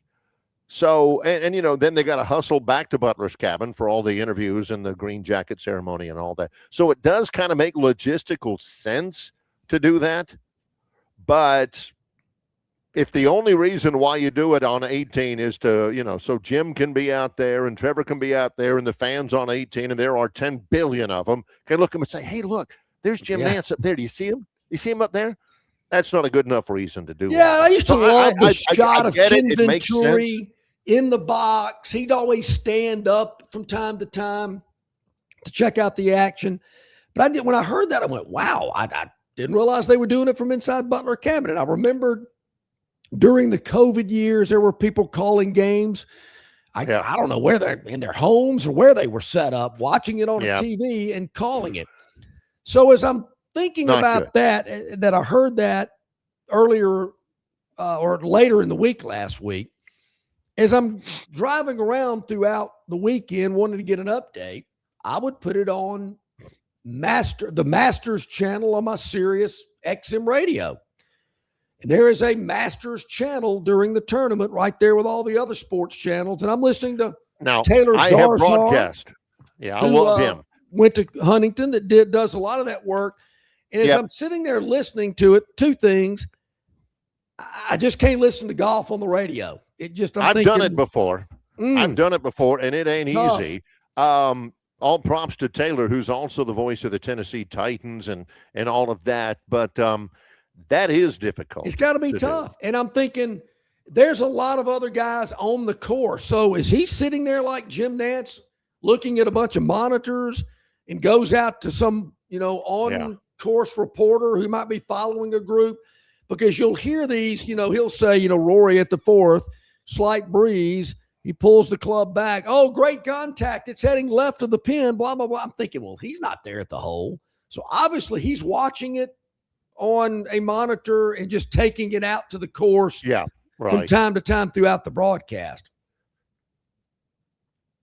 There's plenty to be said for that. If you're going to do that, and again, I've done golf on the radio. Shout out to Salgahatchee Country Club. Nice. And the Dixie Invitational. But you've got to have a little something extra. You can't just be, and, he swings through, and then there's like that 4 or 5 second pause. It's in the hole. It's, you have to have something going on. So you got to have a little personality. My thought at the time, and it always was, get Jerry Duncan out there. Get Jerry Duncan out there. Get some of those football sideline guys out there. Because Jerry Duncan, he could break down a play for you. He played very well for Alabama, but it was the color of it all. Early in our television career here on this show, I had a buddy of mine named Colin McCrary on the show. We who was a Troy Sports Hall of Fame golfer at Troy. I actually bought his house, and he is an on the course guy. He's been at the British Open. He's been at Bethpage Black and all that. We were talking about that, and there's a lot of stuff that goes on out there, according to him. And I love Colin, that nobody ever knows about. And I'm thinking, well, why not? Get out there. You don't think Jerry Duncan would go out there and say, hey, Tom, wise golf. Hey, why? Come here. Man, what are you listening to him for? Who is that bozo you got as your caddy right there? Man, he's having you hit a 5-iron? Yeah. Tom, that's a 2, man. Come on. You don't think John would listen to that? That's what again, it was like Smiley Kaufman walking down the fairway with JT before the tournament. I thought, it's beautiful. This is what I want to hear. No question. Good stuff. Or as someone mentioned, if we could get Stan White in the booth, can you believe that? Oh, they're gonna call that ground under repair. I can't believe it. Wait a minute. Well, you can't tell me that they would say that the putter face touched the ball if it was John Houston instead of Justin Thomas. They would have never said that their putter face touched the ball upon address if Justin Thomas was out there, John Houston, he could be an inch away, and they still would call a stroke against him. That's what I can't believe it. That's what we're missing. Yeah, little of that, man. And Jay's right about this. Stan would complain about free beer and pizza.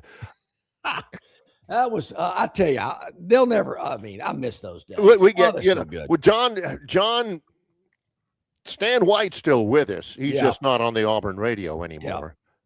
Philip is not. John's going to get teary-eyed too much more. I mean, Chris Lamammer says, "Wait a minute, and didn't sign his card? You kidding me?" I mean, I just didn't know how good I had it, Barry. It really is. I mean, you don't know until it's gone.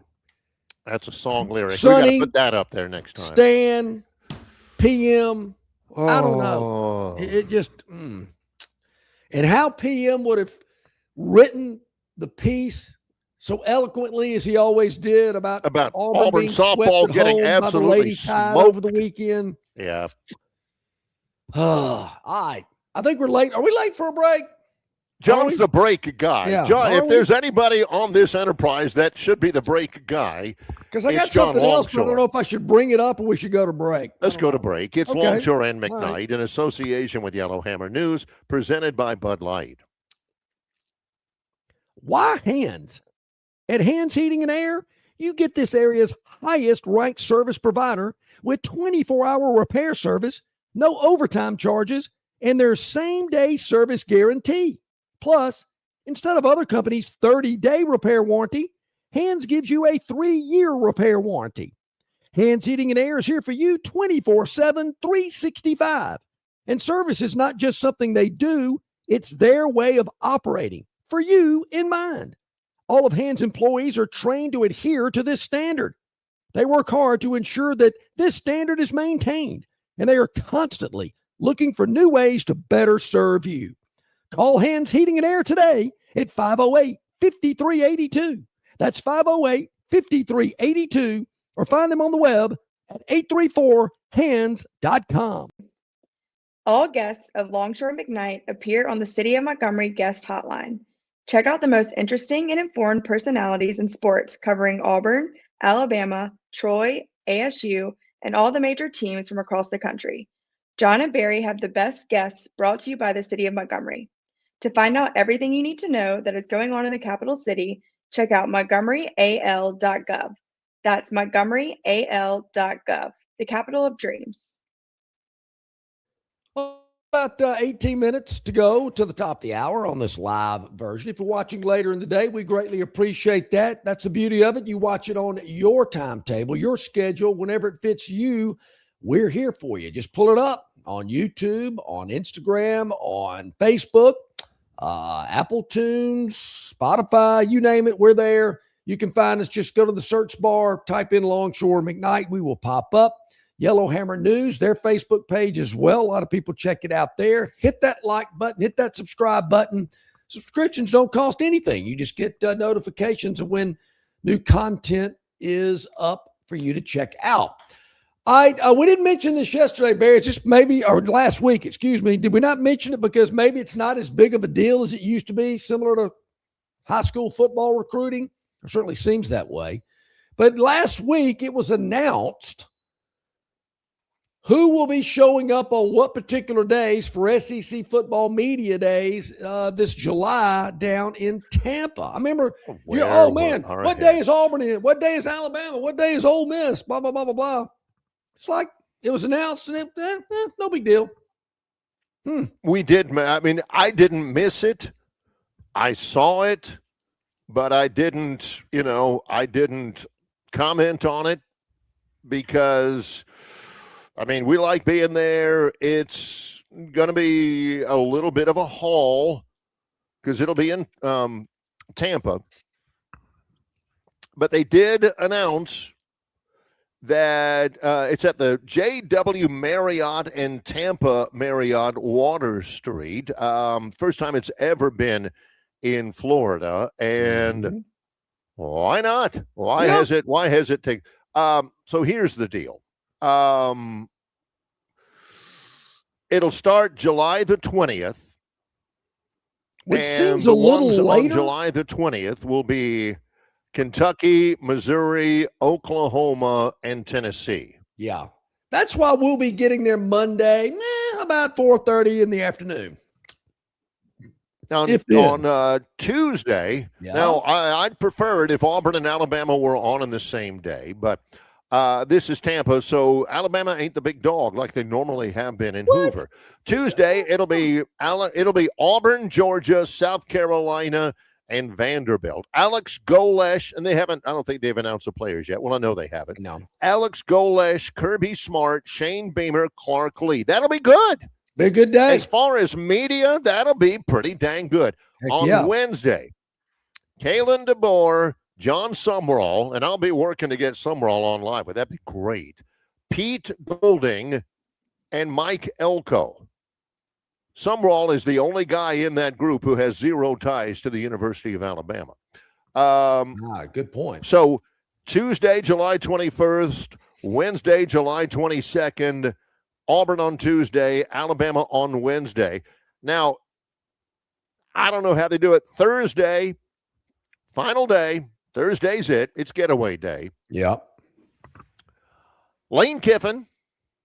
That'll be big. Yeah. Steve Sarkisian from Texas. That'll be nice. That'll be big. Hate it for you, Jeff Lebby and Ryan Silverfield. Mississippi State and Arkansas. Yeah. You guys. Yeah. Maybe if you can get them to give you a big cardboard cutout of you to put up there, it may save you a trip. Good. Because ain't nobody going to be paying attention to Jeff Lebby and Ryan Silverfield. Half of them are going to be gone anyway. We're going to be gone. And the rest of them ain't hanging around to talk with Ryan Silverfield. You know, Barry, I think they learned a lesson. One thing, I'm glad, and I don't know if this is just an unwritten rule, but I cannot remember the last time that Auburn and Alabama or vice versa were not on back-to-back days, which I appreciate them doing that. Get them on back-to-back days so they're not on Monday and Thursday. That would probably have me thinking about SEC media days. But I just salute. Thank you for putting Auburn and Alabama on back-to-back days. Yeah, also, that's a big deal. Yeah, because you don't want them one on Monday and one on Thursday. And I think they know that. Because all the media is going to have to stay an extra day, and some of them won't come if their employers say, "What, an extra day?" And they're not going to do that. Also, Jay, my buddy Jay, he brings up a good point. He said the SEC also didn't want the headache of Ole Miss and LSU on the same day. That's going to result in felonies when they play in September. Yeah. Ole Miss will be on Wednesday. LSU will be on Thursday. They may cross paths. Good. And Kiffin has nothing against Pete Golding. Golding has nothing against Kiffin, I guess.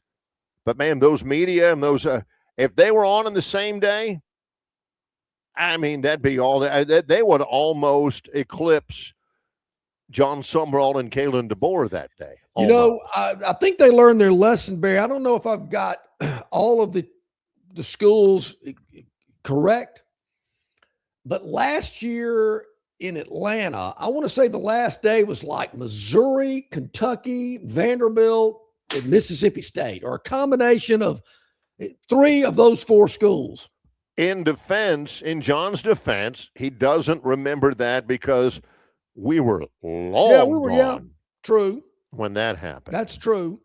And I think they brought Texas and and LSU on the last day to keep people around.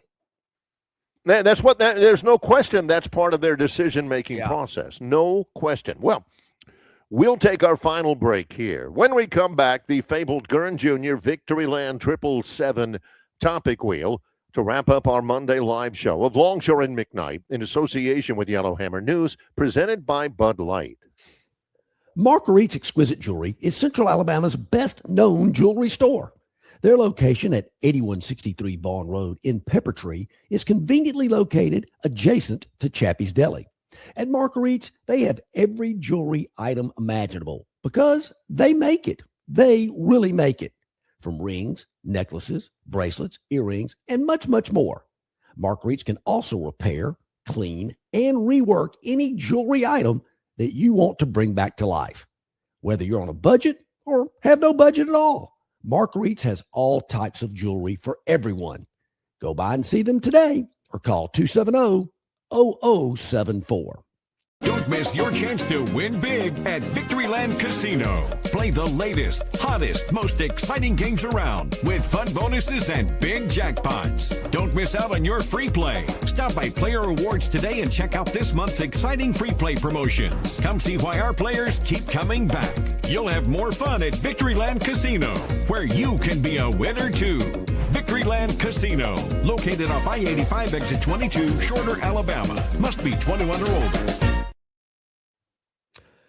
Okay, back at it here. We are ready to go on this Monday with the Gurn Junior Victoryland 777 Topic Wheel, brought to you by our good friends at Victoryland, where you can be a winner too. Yes, all of them are absolutely unknown to us. Throw it up there and we'll get an idea of the topics because we haven't seen them at all. Again, all brought to you by Victoryland 777 Casino, exit 22, I-85 in Shorter, Alabama. You can be a winner too. All of it curated and researched by Gurn Jr., our producer. Let's get to it. Do it. Here we go. Let's spin that thing. First one up will be... Let's close. He's out. Purple. He's out. What do we got? All right. What do we got here? Oh, yeah, the Milwaukee Bucks. Doc Rivers, who has, I believe, coached every team in the NBA now. I think he has, too. I think he's going back to the TV business because they were not good. I think they were like 18 games. Yeah, 18 games under 500. Giannis didn't play a whole lot because he was hurt all the time and wasn't really all that excited about it. So they're getting rid of him, and they'll move on to somebody else.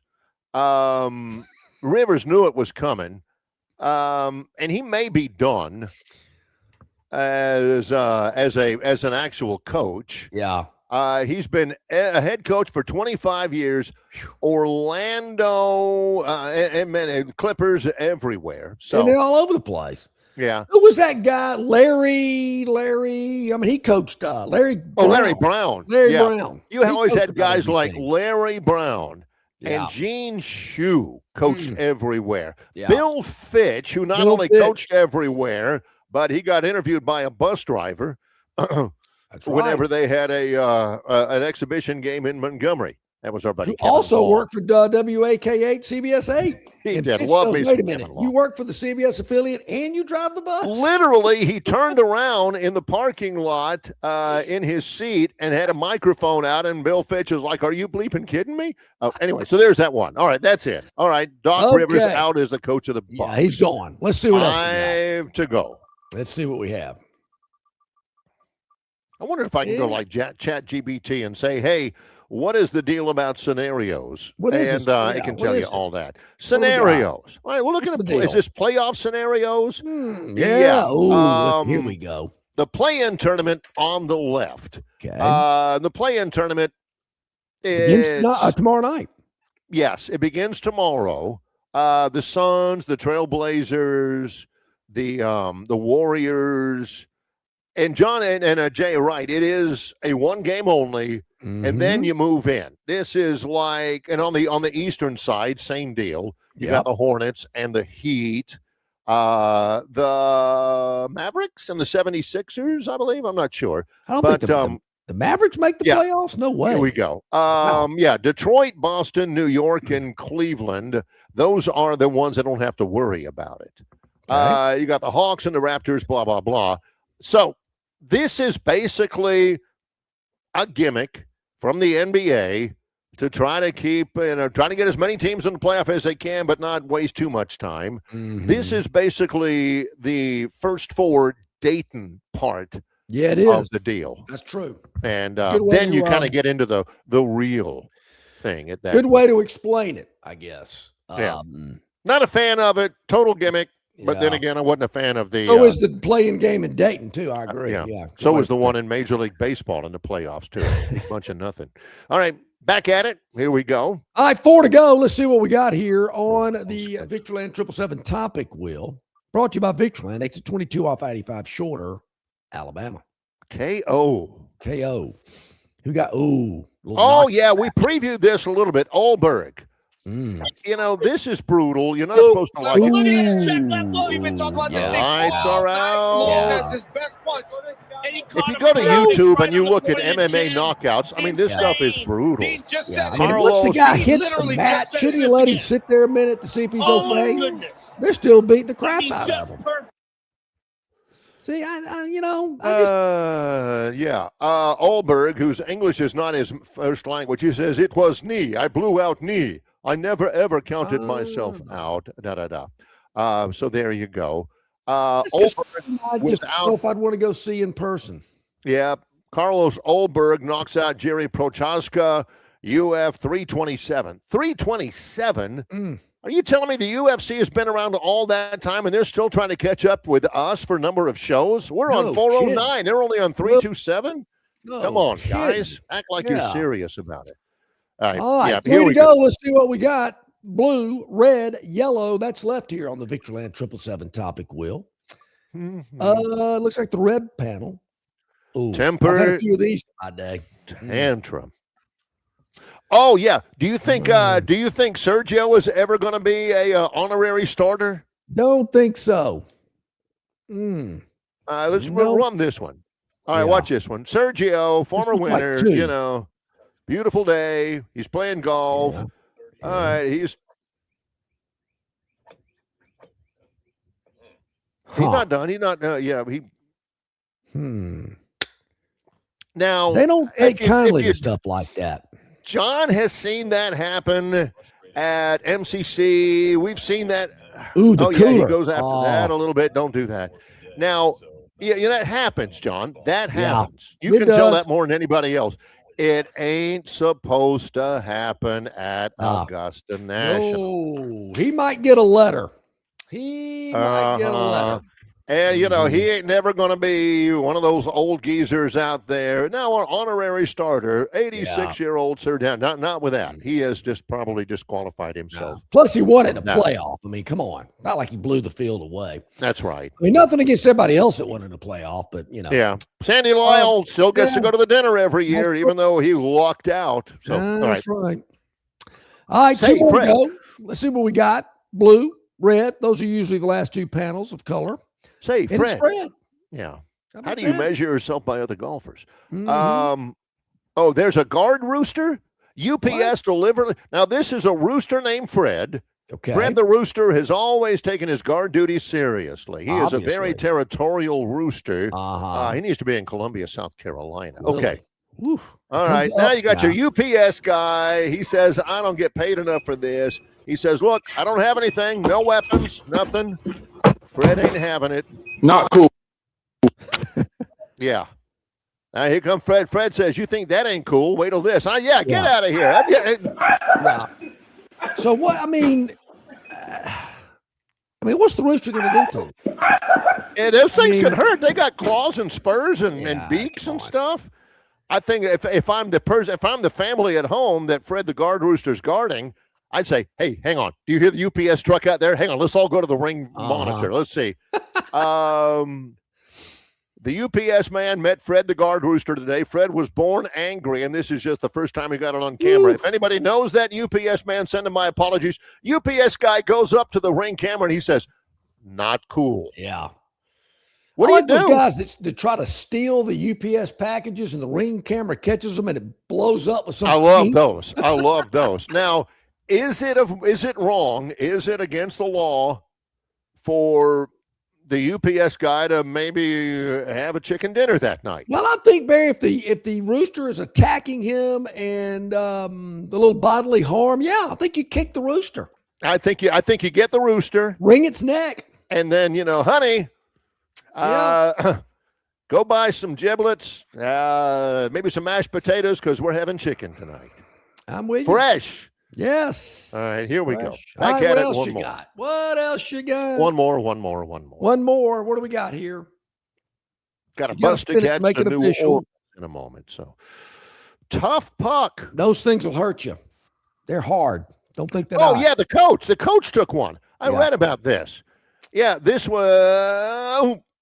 Yeah, you got to be paying attention. It wasn't like a slap shot from 40 yards away. Caught him right in the face. Ooh. Lacerations, the whole deal. That is the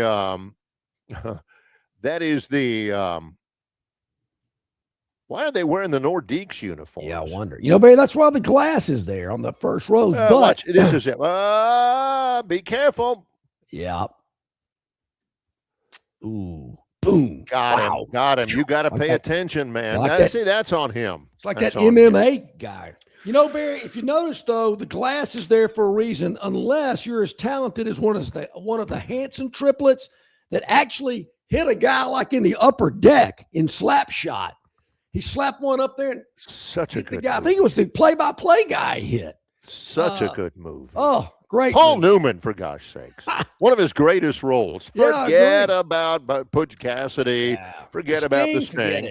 Slap shot. Oh, phenomenal.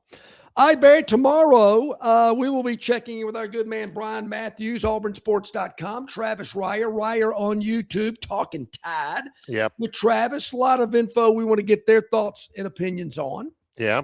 And tomorrow I'll be live from the Crescent City, New Orleans, Louisiana. Final day of my long road trip with Troy baseball. Who is Troy playing tomorrow? Tomorrow, it basically, we just catch a game on the way back to Troy. It's the University of New Orleans at 4 o'clock tomorrow afternoon, and then we're back home for a 3-game series and T-Day this weekend. Nice. Yep. Many, many thanks to all of you for checking us out. For John Longshore and our broadcast producer, Gurn Jr., I'm Barry McKnight. It's Longshore and McKnight in association with Yellowhammer News, presented